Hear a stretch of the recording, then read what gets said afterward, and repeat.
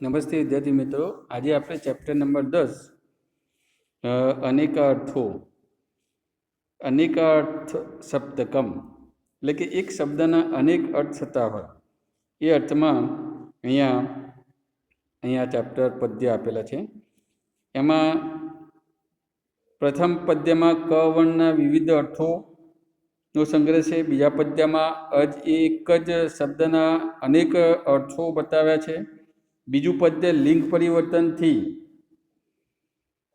થતા અર્થ પરિવર્તનના ઉદાહરણ આપ્યા છે. ચોથા પદ્યમાં સંભાષણ સંદર્ભે વપરાતા અવ્યય પદો કેવી રીતે અર્થભેદ ધરાવતા હોય છે તેની સમજ આપવામાં આવી છે. પાંચમા અને છઠ્ઠા પદ્યમાં ભૂમિ એટલે કે ધરતી માટે સંસ્કૃતમાં જે 21 નામો વપરાય છે તેનો સંગ્રહ કરવામાં આવ્યો છે. અલબત્ત આ ઉપરાંત બીજા પણ 11 નામો સંસ્કૃતમાં વપરાય છે. એ રીતે કુલ 33 નામો પૃથ્વીને માટે સંસ્કૃત ભાષામાં વપરાય છે. છેલ્લા અને સાતમા પદ્યમાં ક્રિયાપદના જુદા જુદા અર્થોને સંસ્કૃત કોશકારો કેવી રીતે મૂકે છે તેનો નમૂનો પ્રસ્તુત છે. જોઈએ આપણે. બધા અનુષ્ટુપ છંદમાં લખાયેલા છે. પહેલો શ્લોક છે કો બ્રહ્મણાત્મની રૌ મયુરે અગ્નૌ યમ અનિલે કમ શીર્ષે અપસુ સુખે ચૈવ યુજંતે લોક વેદયો.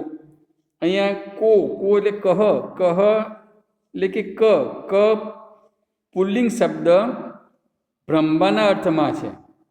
બ્રહ્મના અર્થમાં, આત્મનીય આત્માના અર્થમાં.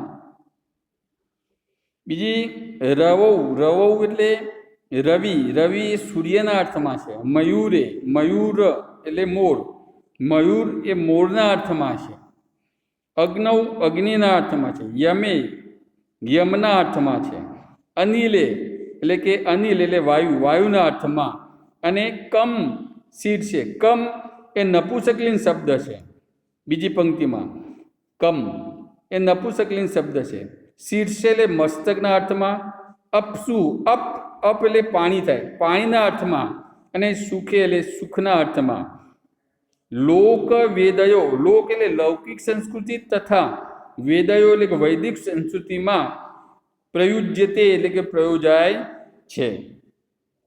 બીજો શ્લોક અજ છાગે હરે વિષ્ણુ રઘુ જે વેદસી સ્મરે અબજો ધન્વંતરૌ ચંદ્રે સંખ્યે અબ્જમ પદ્મ સંખ્યો.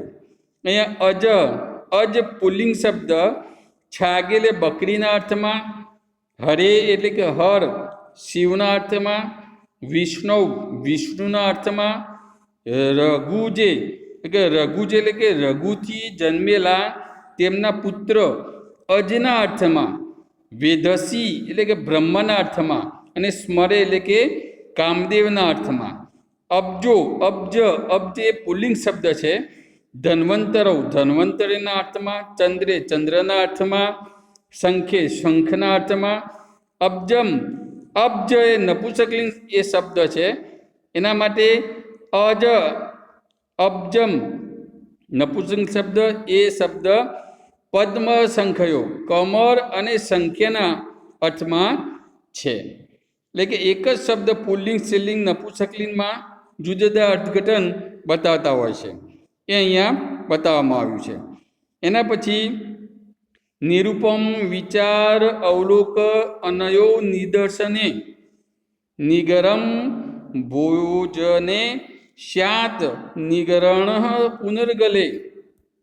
અહીંયા એના અર્થમાં જ બતાવવામાં આવ્યું છે. જો નિરૂપણ એવો શબ્દ વિચાર અવલોકન અનયો નિદર્શને એટલે કે વિચારવું અને અવલોકન કરવું એટલે કે જોવું એવા અર્થમાં.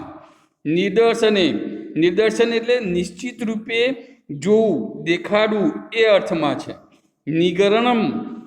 નિગરણ એ નપુંસકલિંગ એવો શબ્દ ભોજને એટલે કે ભોજનના અર્થમાં. અને નિગરણ એ પુલ્લિંગ શબ્દ છે. પુનર્ગલે એટલે કે ગળા એટલે કે કંઠના અર્થમાં વપરાય છે. ત્રીજો શ્લોક છે. એના પછી ચોથો શ્લોક શું કહે છે? જો વૃષમ પ્રકર્ષે त्यर्थ सामी त्वमर्दे जुगुप्सिते अयि प्रश्ने अनुनये स्यादये क्रोध विषादयो वृषम એ અવ્યય અત્યંત એવો અર્થ થાય. પછી પ્રકર્ષ છે, પ્રકર્ષ એટલે કે અધિકતાના અર્થમાં. સામી એ અવ્યય અડધું એવા અર્થમાં. તો અર્ધે એટલે કે અડધું એવા અર્થમાં.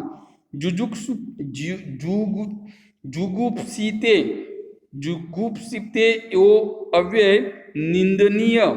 નિંદનીયના અર્થમાં છે. અઈ એ અવ્યય પ્રશ્ન કરવાના અર્થમાં. અનુનય એ વિનય કરવાના અર્થમાં. અને અયે શાદ અયે એ અવ્યય ક્રોધ ગુસ્સાને વ્યક્ત કરવાના સંદર્ભમાં. અને વિષાદ એટલે શોકને વ્યક્ત કરવાના સંદર્ભમાં પ્રયોજાય છે. પછી જો પાંચમો અને છઠ્ઠો શ્લોક એક ભૂમિ માટે આપણે પ્રસ્તાવનામાં જોયું કે ભૂમિ માટે પ્રયોજાય છે. તો ભૂમિ અચલા અનંતા રસા વિશ્વંભરા સ્થિતા ધરા ધરિત્રી ધરણી ક્ષોણી જ્યો કાશ્યપી ક્ષિતિ. તો અહીંયા આ જે બધા અર્થ છે એ બધા જ ભૂમિ અચલા ભૂમિ એટલે ધરતી, અચલા ધરતી, અનંતા ધરતી, રસા રસભરી ધરતી, વિશ્વંભરા આ બધા અર્થઘટન આપતા એવા જુદા જુદા અર્થઘટન ધરાવે છે. ભૂ એટલે ધરતી, અચલા એટલે વિચલિત ન થનારી ધરતી, અનંતા એટલે જેનો અંત નથી તેવી ધરતી, રસા રસ ધરાવતી ધરતી, વિશ્વંભરા બધાનું ભરણ કરનારી ધરતી, સ્થિતા સ્થિર રહેનારી ધરતી, ધરા ધારણ કરનારી ધરતી, અને ધરિત્રી એટલે પણ ધારણ કરનારી ધરતી, અને ધરણી એટલે પણ ધારણ કરનારી ધરતી. તો આ બધા ધરતીના શબ્દો છે. ક્ષોણીનો અર્થ થાય છે પક્ષી આદિનો કલરવ કરાવતી ધરતી. જ્યાં એટલે વયની હાનિ કરાવતી, જ્યાંનો અર્થ થાય છે વયની વય એની હાનિ કરાવતી એવો અર્થ થાય છે કે વયની હાનિ કરાવતી ધરતી. કશ્યાપી એટલે કશ્યપ મુનિ છે માટે એ ધરતી. ક્ષિતિ શબ્દનું ક્ષિતિ એટલે નિવાસસ્થાન, ક્ષિતિ એટલે નિવાસસ્થાન હોવાથી ધરતી. એના પછીનો છઠ્ઠો શ્લોક સર્વસહા વસુમતી વસુદોવી વસુંધરા ગોત્રા કુ પૃથ્વી ક્ષમા અવની મેદની મહી. આ બધા જ ધરતીના શબ્દો છે. સર્વસહા એટલે સર્વને સહન કરનારી ધરતી. વસુમતી એટલે કે ધન ઐશ્વર્ય ધરાવતી ધરતી. વસુધા એટલે ધન ઐશ્વર્ય ધરાવતી ધરતી. ઉર્વી વિસ્તાર ધરાવનારી ધરતી. વસુંધરા ધન અને ઐશ્વર્ય ધારણ કરનારી ધરતી. ગોત્રા અથવા શૈલ પર્વતો જે છે, પર્વતો છે જેમાં એવી ધરતી. કુ અવાજ કરનારી ધરતી. પૃથ્વી ફેલાયેલી હોવાથી ધરતી. અને બીજો શબ્દ છે પૃથ્વી ફેલાયેલી છે માટે ધરતી. એના અર્થમાં ક્ષમા સહન કરતી હોવાથી ધરતી. અવની જુદા જુદા કારણોથી એક જ ધરતીમાં અનેક નામ પ્રસિદ્ધ થયેલા છે. અહીંયા અવની એટલે રક્ષા કરનાર હોવાથી ધરતી. મેદ ચરબી ધરાવતી હોવાથી ધરતી. અને મહી જેમાં પ્રાણીઓ પૂજાય છે તે ધરતી. એટલે કહ્યું આમ મેં અગાઉ કહ્યું એમ કે આમ જુદા જુદા કારણોથી એક જ ધરતીના અનેક નામ પ્રસિદ્ધ થયેલા છે. તો આ ટોટલ આપણે પ્રસ્તાવનામાં જોયું કે 33 નામો પાંચમા અને છઠ્ઠા શ્લોકમાં મળીને 33 શબ્દો ધરતી માટે પ્રયોજાયેલા છે.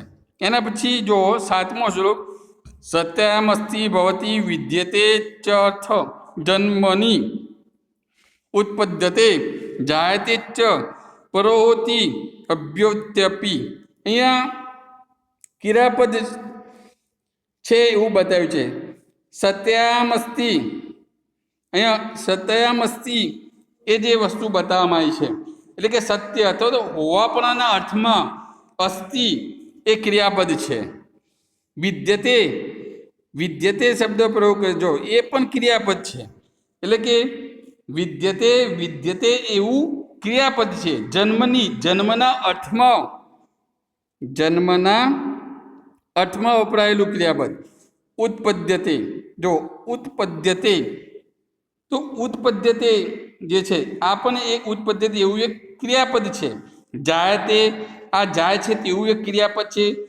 પરોહોતી, આ પરોહોતી એવું એક ક્રિયાપદ છે. અને ઉદ્ભવતી, એ કે આ ઉદ્ભવતી એવું પણ એક ક્રિયાપદ છે. તો આ ક્રિયાપદ છે બધા. અસ્તિ, ભવતી, વિદ્યતે, જન્મની, ઉત્પદ્યતે, જાયતે, પરોહોતી, ઉદ્ભવત્યપી, આ બધા જ ક્રિયાપદોનો સમાવેશ સાત્ય પદ્યમાં, સાતમા નંબરના પદ્યમાં કરવામાં આવેલો છે. તો એક બે વાર વિડીયો સાંભળજો, સમજજો, તો તમને ખ્યાલ આવશે. અહીંયા આ ચેપ્ટર પૂરું થાય છે. બરાબર એની તૈયારી કરજો.